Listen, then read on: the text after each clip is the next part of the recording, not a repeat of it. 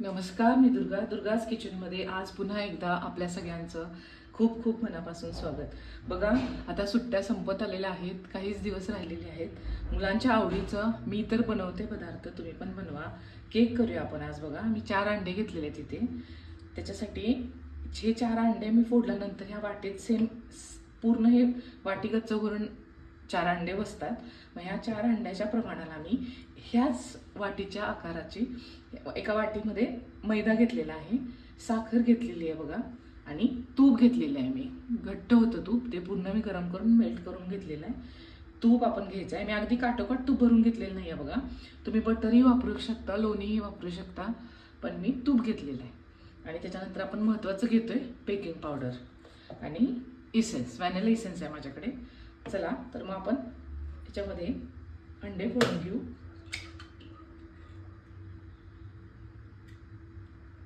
Cake बऱ्याच मुलांना खूप आवडीचा पदार्थ आहे. खूप दिवसाच्या गॅपच्या ह्याने केला तर मुलांना खूप आवडते बघा. खूप सोपा आहे, फक्त सगळ्या ह्याचं समप्रमाण घ्यायचं. एक प्रमाण लक्षात ठेवायचं, म्हणजे कुठल्या पदार्थ बिघडत नाही आपला.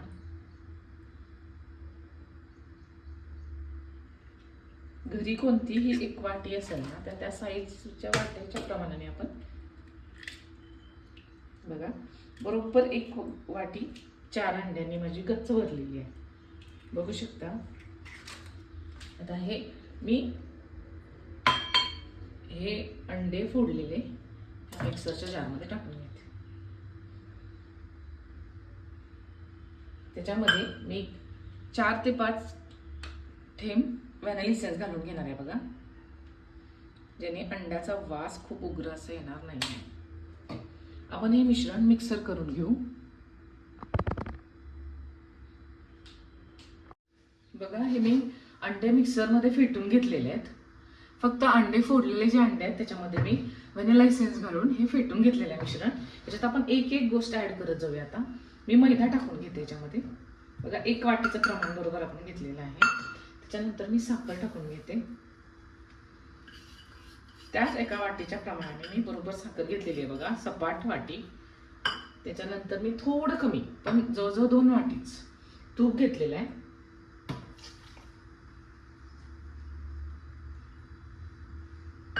आणि लास्ट मी याच्यामध्ये टाकून घेते 2 अंड्यांसाठी 1 सपाट चमचा आपण बेकिंग पावडर घेतो.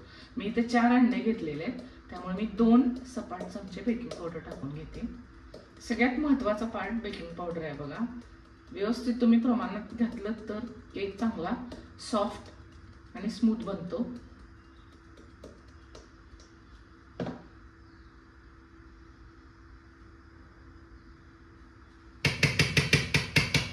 एक चमचा झाला माझा. दुसरा चमचा मी टाकते बेकिंग पावडर. बेकिंग पावडर शक्यतो फ्रेश वापरा कायम बघा. दुसरा चमचा टाकते. तर हे सगळं मिश्रण आपण व्यवस्थित मिक्स करून घेऊ चमच्याने. आधी थोडंसं थिकनेस असतो ह्याला, एकसारखं मिक्स करून घ्या.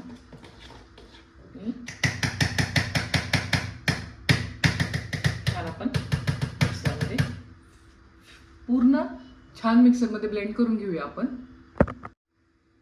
बघा, हे आपण मिक्सरमध्ये मिश्रण छान मिक्स करून घेतलेलं आहे. साखर वगैरे चांगली मिक्स झालेली आहे. छान मिश्रण तयार झालंय बघा. एका वाटीच्या प्रमाण, हे प्रमाण कधीच नाही चुकायचं. आता मी काय करते, हे प्लेन असंच बनवण्यापेक्षा थोडंसं काहीतरी व्हेरिएशन म्हणून मी एक ऑरेंज कलर घेतलाय आणि ग्रीन कलर वाटीमध्ये तयार करून घेतलेला. थोडा मी कलर करून घेते. कलर तुमच्याकडे असेल तर तुम्ही देखील करून बघा, नसेल तरी स्किप केलं तरी हरकत नाही. बघा, हे आपण मिक्स करून घेऊया. तोपर्यंत मी भांड प्रीहीट करायला ठेवते. मी भांड्यामध्ये बनवणार आहे केक.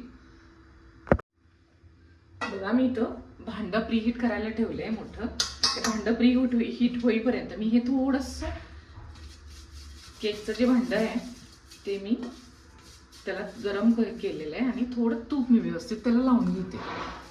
बघा, हे तूप लावल्यानंतर व्यवस्थित हे तूप पूर्ण असं काढून घ्यायचं आहे आपल्याला. आणि त्याच्यामध्ये थोडा मैदा टाकून त्या भांड्याला सगळीकडून व्यवस्थित मैदा लावून घ्यायचा आहे. असा मैदा मी लावून घेते सगळ्या भांड्याला.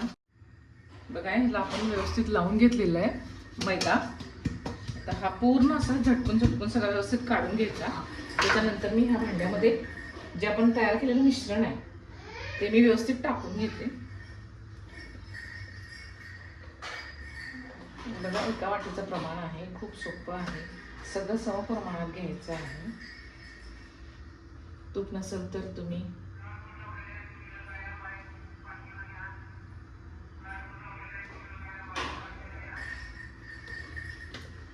लोणीही वापरू शकता, बटरही वापरू शकता.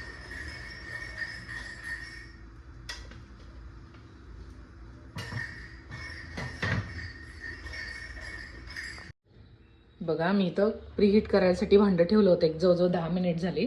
आणि हा प्लेन मिश्रण जे मी केकचं बनवलं होतं ते मी काढले. आणि हा कलर केलेलं मिश्रण देखील मी त्याच्यात राऊंड तुम्हाला कसे डिझाईन हवी आहे तशी काढून तुम्ही घेऊ शकता.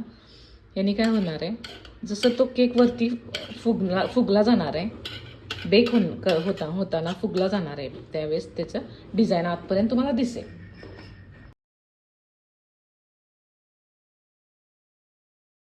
बघा याचे मी कलर टाकून थोडीशी मला जमेल तशी डिझाईन करून घेतलेली आहे.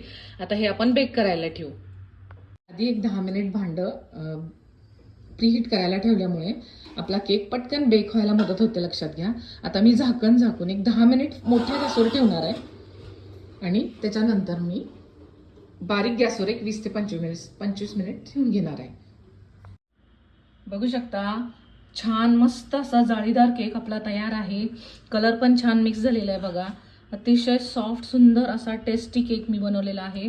तुम्ही पण नक्की ट्राय करा आणि कमेंट करायला विसरू नका. थँक्यू.